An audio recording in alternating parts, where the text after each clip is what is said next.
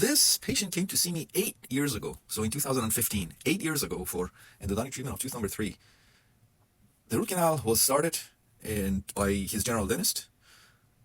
And patient says the general dentist worked on the tooth for like 3 hours and finally closed it up, as you can see, and said, I can't do it. You need to go see an endodontist. So he came to see me.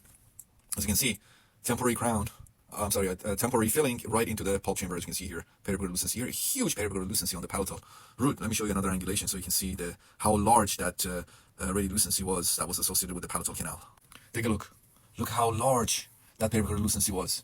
Huge periapical lucency. And there was also a sinus tract on the palatal, on the palate, on his roof of the roof of the mouth that was draining this. So let me show you that picture of that sinus tract on the palatal.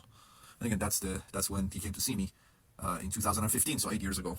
And again, the dentist had already started the root canal, couldn't finish it. According to the patient, the dentist spent 3 hours on the tooth. So here it is. That's the tooth. You can see the temporary filling here. And look at that, right there. That's the sinus tract on the palate. So we went ahead and did the root canal for him in one appointment. And again, look how huge that periapical lucency was. Huge periapical lucency on the palatal palatal root. Look how huge. I mean, gigantic. Okay. And again, we did this in one appointment, and it took me about, I'd say, 45 minutes to do it. Okay. And again, here's the date. 8 years ago, we did it in one appointment. Again, remember, we did this root canal in one appointment. This was yesterday.